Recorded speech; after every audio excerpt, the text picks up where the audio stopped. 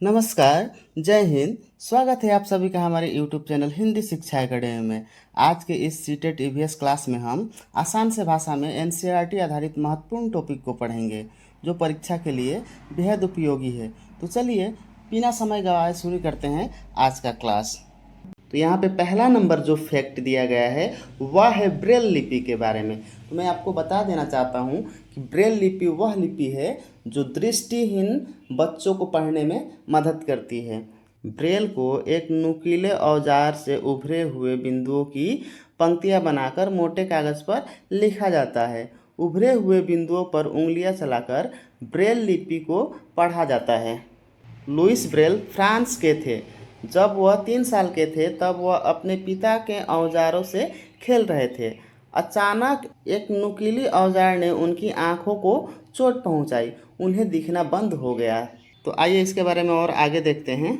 पढ़ाई में उनकी गहरी रुचि थी। वह पढ़ने और लिखने में विभिन्न तरीकों के बारे में सोचते रहते थे।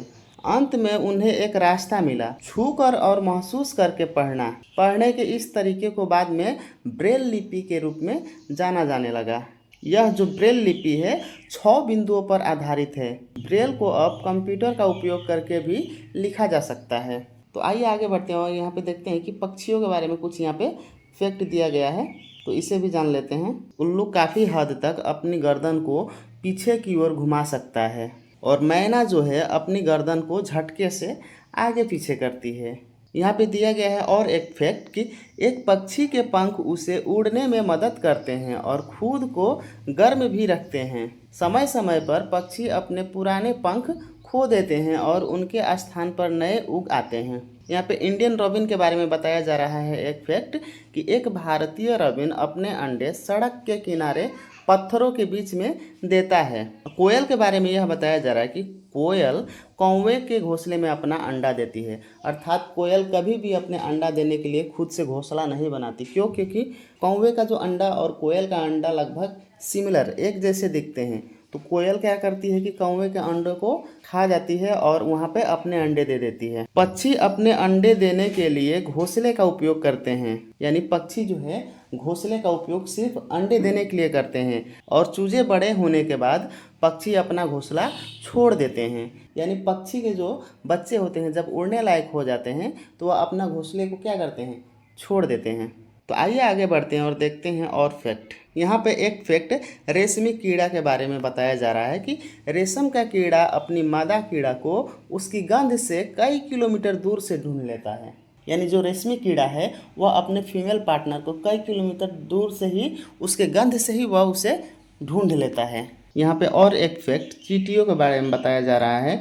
चींटियाँ चलते समय जमीन यहाँ पे और एक फैक्ट चींटियों के बारे में बताया जा रहा है। चींटियाँ चलते समय ज़मीन पर कुछ ऐसा पदार्थ छोड़ती है जिसे सूंघकर पीछे आने वाली चींटियों को रास्ता मिल जाता है। यहाँ पे मच्छर के बारे में बताया जा रहा है। मच्छर हमारे शरीर की गंध खासकर पैरों के तलवे की और हमारे शरीर की गर्मी से हमें ढूंढ लेता है। यानी हमारे शरीर से जो गर्माहट निकलती है मच्छर उसके गंध से ही वो क्या करता है, खासकर तलवे के गंध से वो हमें ढूंढ लेता है कि हाँ यहाँ पे इंसान है। यहाँ पर अगला फैक्ट अब कुत्ते के बारे में दिया गया है कि एक कुत्ते दूसरे कुत्ते के मल मूत्र की गंध से जान लेता है कि उसके इलाके में बाहर का कुत्ता आया था। इसीलिए कुत्ता जब भी कहीं जाता है तो वह रास्ते में पेशाब करते हुए जाता है। क्यों? क्योंकि वह अपनी बाउंड्री को घेरता हुआ चला जाता है और उस बाउंड्री में जब उसके इलाके में कोई दूसरा कुत्ता आता है तो वह उसके गंध से ही पहचान लेता है। इनकी माने सूंघने की जो क्षमता है वो बहुत अधिक है। अच्छा, यहाँ पे और एक फैक्ट बताया जा रहा है कि जैसे हमें इतने सारे रंग दिखाई देते हैं उतने रंग जानवरों को दिखाई नहीं देते। यहाँ पे बताया जा रहा है आमतौर पर माना जाता है कि दिन में जागने वाले जानवर कुछ रंग देख पाते हैं, लेकिन रात में जागने वाले जानवर हर चीज़ को सफ़ेद और काली ही देख पाते हैं। यानी यहाँ पे बताया जा रहा है कि जो दिन में जानवर जगते हैं वह तो कुछ रंग देख भी पाते हैं, लेकिन जो रात को जैसे उल्लू हो गया उन्हें हर चीज़ ब्लैक एंड वाइट में ही दिखाई देती है।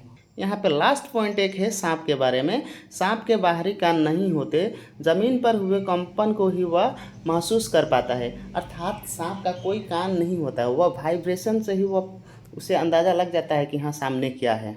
जिस प्रकार से सभी जानवरों के बाहरी कान होते हैं वैसे सांप के कान नहीं होते। वह सुनने की जगह वाइब्रेशन से वह महसूस कर पाता है कि हाँ सामने बीन बज रहा है या इंसानों की ध्वनि है। वह वाइब्रेशन से ही इन सारी चीज़ों को महसूस कर पाता है। तो दोस्तों आज के क्लास में बस इतना ही। मिलते हैं अब अगले एक नए क्लास में। अगर आज का क्लास आपको अच्छा लगा है तो वीडियो को लाइक और चैनल को सब्सक्राइब करिए और साथ ही इस वीडियो को अपने दोस्तों के साथ शेयर कीजिए। धन्यवाद।